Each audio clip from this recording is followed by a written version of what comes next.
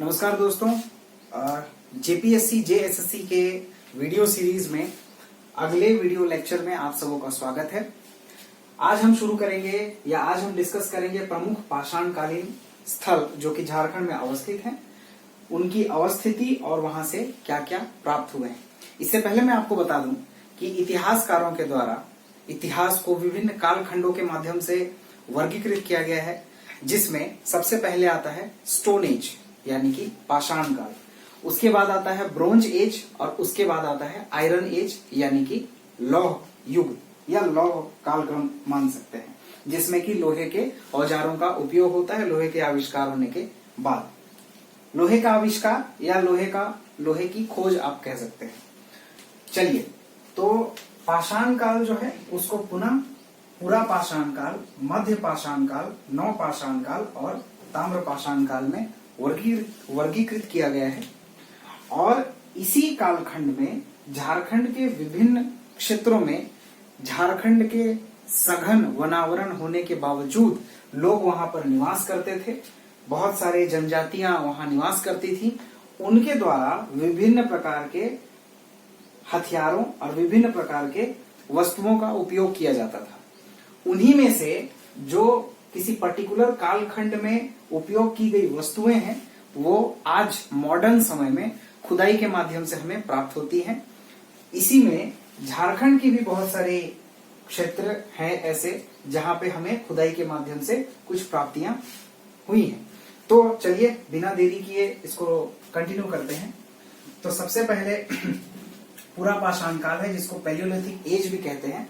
इसमें स्थान है इसको सरैया, रहम और देहूंगी। देखिए, जब आप ये वीडियो देखते हैं तो कई बार मन में सवाल ये भी आ सकता है कि आपने तो ये सब हमें बता दिया, तो फिर और या फिर बुक्स में भी ये सब चीजें अवेलेबल हैं, तो फिर यहाँ वीडियो देखने का क्या फायदा है। तो मैं आपको बता दूं, किताबें पढ़ने के बाद आप सिर्फ आंखों से किताबें पढ़ते हैं, माइंड में थोड़ा रिवाइज करते हैं, तो कई बार चीजें समझ में नहीं आती। लेकिन जब एक डिस्कशन के फॉर्म में आता है या फिर कह सकते हैं कि आपको कोई बता दे, तो आप देखेंगे कि उसके साथ साथ आप खुद भी सोच रहे होते हैं।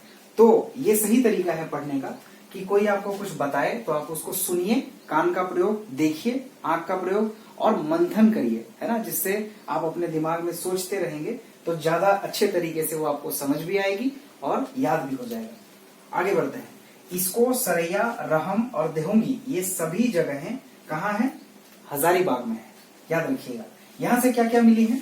पत्थर की कुल्हाड़ी, भाला तथा पत्थर के अनगढ़े उपकरण। अनगढ़े कहने का मतलब है जिनका की गढ़न कोई निश्चित आकार में नहीं है, उनका उपयोग वो विभिन्न कार्यों में करते थे।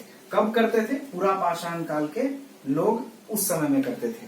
यहाँ ध्यान रखना है कि इस पूरे पाषाण काल में लोहा या किसी अन्य धातु की खोज नहीं हो पाई थी, इसीलिए वो पत्थर को ही इस्तेमाल करते थे। वैसे तो हथियार के रूप में मनुष्य ने सबसे पहले क्या इस्तेमाल किया होगा?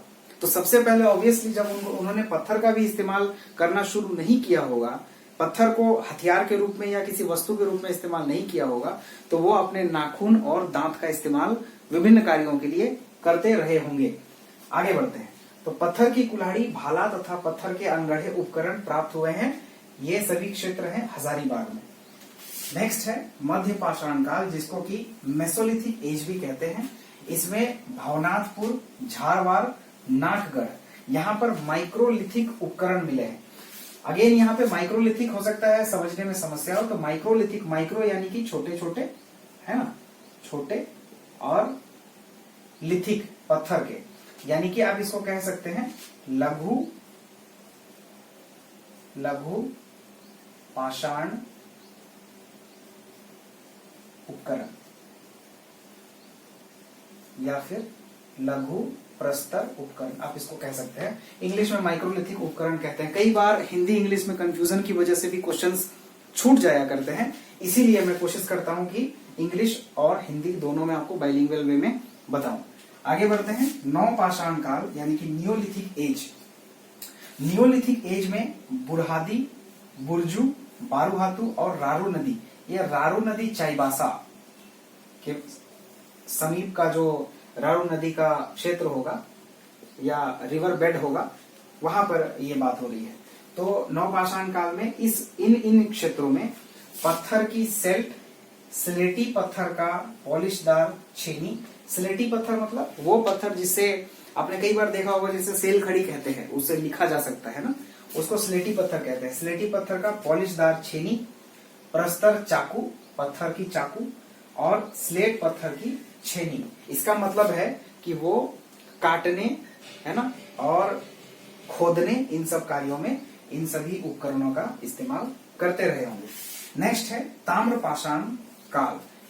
ताम्रपाषाण का मतलब यहाँ पर पाषाण काल का ही समय है, लेकिन ये अंतिम है। इसके बाद हम एक नए युग में प्रवेश करते हैं, यानी कि जो इतिहासकार हैं इसके बाद एक नए युग को प्रारंभ होने की या फिर होने के बारे में संकेत देते हैं। तो ताम्रपाषाण युग में तांबे का आविष्कार या खोज हो चुका था। इस समय के जो लोग हैं वो तांबे को इस्तेमाल करते थे। यहाँ पर कौन कौन सा क्षेत्र है झारखंड में? दरमागा गांव और बसिया। बसिया जो है ये सिमडेगा गुमला के पास में स्थित है।